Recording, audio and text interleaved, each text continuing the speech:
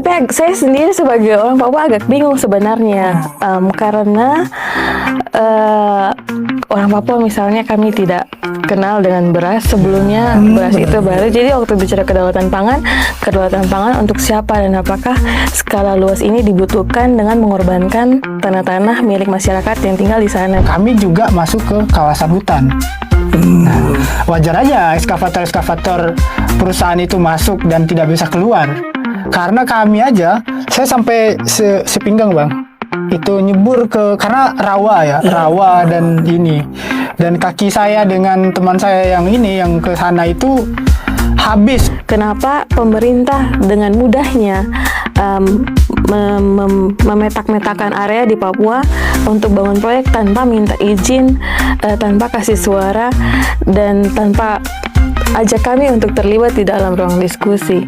Jadi kalau tetap seperti ini, kami mungkin mati. Saya menengok sedikit atas apa yang terang terjadi. Kita sering dengar argumen bahwa semua pohon itu kan sama-sama ada daunnya dan sama-sama bisa menyerap karbon.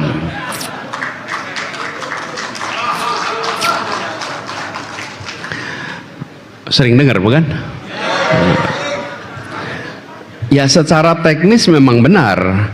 Sawit pun melakukan kegiatan fotosintesis. Tetapi apakah berarti perkebunan sawit bisa menggantikan hutan hujan tropis? Jawabannya tegas, tidak bisa. Tidak bisa. Ini soal karbon misalnya. Hutan hujan tropis itu bisa menyimpan sampai 10 kali lipat lebih banyak karbon dibandingkan kebun sawit. Kenapa 10 kali lipat? Karena pohon-pohon dari hutan itu tumbuh puluhan hingga ratusan tahun dan menyimpan karbon itu bukan saja di daunnya, tapi di batangnya, kemudian sampai di akarnya. Nah, sawit beda. Setelah 25 tahun dia tebang, diganti. Sehingga siklusnya pendek, penyimpanan karbonnya terbatas. Lalu soal air dan hujan. Sistem akar pohon hutan itu dalam dan kompleks. Dia menyerap air, dia menahan tanah, dia mengatur aliran sungai. Sementara kalau akar pohon sawit dangkal dan horizontal. Jadi ketika hujan deras, air langsung mengalir di permukaannya. Itulah sebabnya ketika terjadi hujan yang luar biasa kemarin, kawasan yang ada areal sawitnya dampaknya lebih parah dibandingkan dengan kawasan hutan. Masih wajar, tapi apakah itu mengarah pilihannya A, B, C, 3? Terjadi perdebatan. Nah, kualitas perdebatan pasti akan berbeda-beda. Ada yang berdebat dengan menggunakan data, ada yang berdebat menggunakan keyakinan, ada yang berdebat yang menggunakan selera. Tapi yang penting nih, polarisasi itu muncul setelah selesai proses yang mempolarisasi itu harus bisa kembali lagi. Jadi kalau saya bayangkan kayak balon tuh.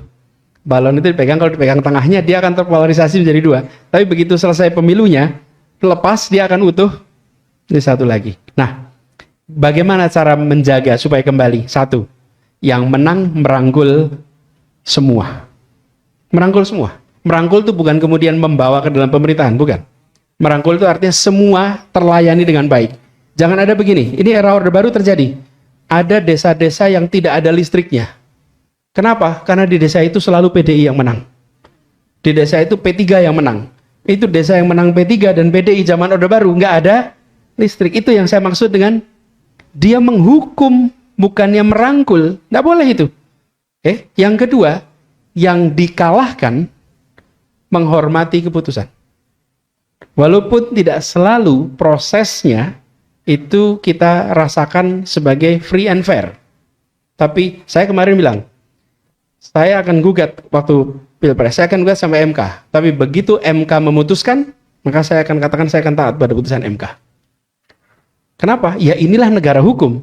Inilah berdemokrasi, inilah bernegara.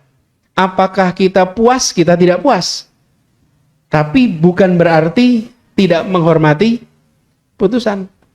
Dan penting dicatat penyimpangan-penyimpangan. Jadi gitu ya, Haira, antara polarisasi dengan perpecahan itu bukan hal yang dekat, itu agak jauh.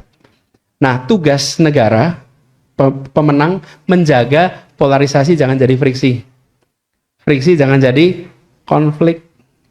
Gitu. Lalu, Abul, soal kritik dibungkam, ini harus diusahakan terus, Abul. Mana Pak Abul tadi? Abul harus diusahakan terus. Jadi, kenapa diusahakan terus? Ya, jangan berhenti mengkritik.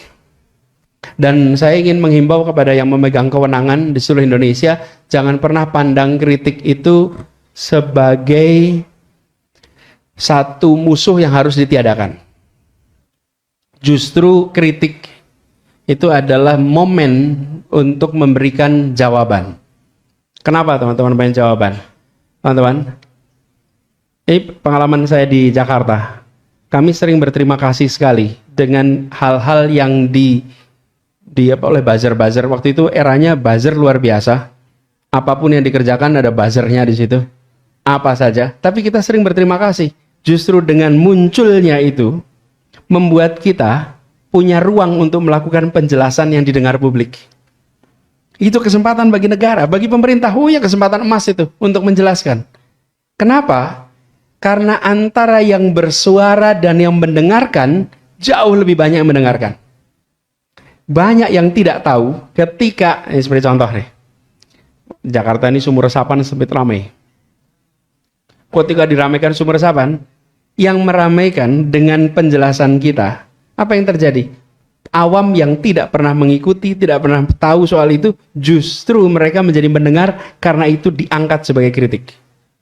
Jadi begitu diangkat sebagai kritik itu ruang untuk kita menjawab. Dan itu yang disebut sebagai mencerdaskan kehidupan bangsa. Kalau Abul mengkritik pemerintah, lalu pemerintah menjawab, lalu Abul mengkritik lagi, pemerintah menjawab lagi. Apa yang terjadi? Audiens di sini semuanya mendengarkan dan semuanya tercerdaskan. Itulah demokrasi. Jadi apa yang disebut sebagai kritik itu adalah amunisi sebetulnya bagi negara. Karena negara punya loudspeaker lebih besar. Nah, cuman ada syaratnya nih. Syaratnya apa?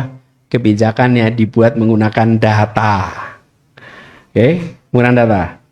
Kemudian kedua, kebijakannya menomorsatukan kepentingan umum. Yang ketiga, kebijakan yang menggunakan akal sehat. Yang keempat, kebijakannya merujuk kepada aturan main yang jelas. Jadi, kesimpulan saya, pemerintah yang anti kritik adalah pemerintah yang sedang membuat kebijakan tidak masuk akal. Karena itu dia anti kritik. Bikin proyek yang tidak ada visibility study-nya. Ah, itu anti kritik tuh. Tapi kalau ada visibility study-nya, oh dia akan hadapin kritik itu.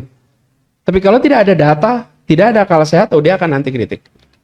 Jadi teman-teman dorong untuk selalu ada kritik sambil dorong kebijakan itu disusun dengan akal sehat. Itu kira-kira. Makasih. Halo teman, berjumpa bersama saya di Politik Dangi ya. Teman-teman, kalau kita melihat bagaimana tahun 2025 ya, sekitar akhir bulan November atau awal Desember teman-teman ya, terjadi banjir dan longsor di bahkan dua provinsi ya, di Aceh dan Sumatera Utara.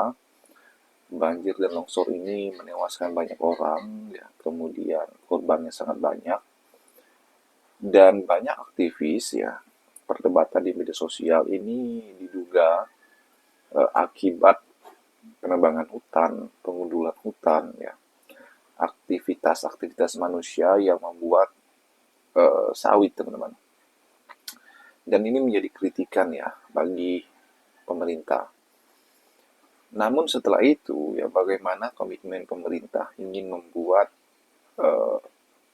sawit ya di Papua teman-teman. Kita tahu Papua ini adalah hutannya masih sangat luar biasa ya. Nah, di sebuah video bagaimana para pemuda-pemudi Papua ini teman-teman ya, di Kompas TV, di Tempo teman-teman ya, di Tempo ya, bagaimana mereka mengungkapkan kekecewaan mereka ya terhadap pemerintah terkait dengan rencana pembukaan lahan di Papua untuk pembangunan sawit teman-teman, atau untuk perkebunan sawit yang meluas ya. Mereka kecewa lantaran pertama ya tidak adanya diskusi, kata seorang pemudi ini ya. Katanya bahwa ini adalah sebuah hal yang sangat membuat mereka kecewa ya. Bagaimana hutan itu adalah sumber kehidupan. Hutan adalah sumber kehidupan rakyat Papua yang kemudian adalah menjadi tempat perlindungan, mencari makanan, ya, sumber hidup orang Papua, teman-teman. Dan itu ya sama seperti di Kalimantan ya. Hutan itu adalah tempat mencari makan, tempat bertahan hidup, tempat tinggal, teman-teman. Jadi kalau hutan hari demi hari dikikis dengan jumlah yang sangat luas, sangat banyak, lantas bagaimana para hewan, ya, binatang-binatang hidup di mana, ya kan? Termasuk manusia untuk mencari hidup di mana, ya kan? Ini yang menjadi pemikiran anak-anak muda ini, teman-teman. Bagaimana menurut kalian?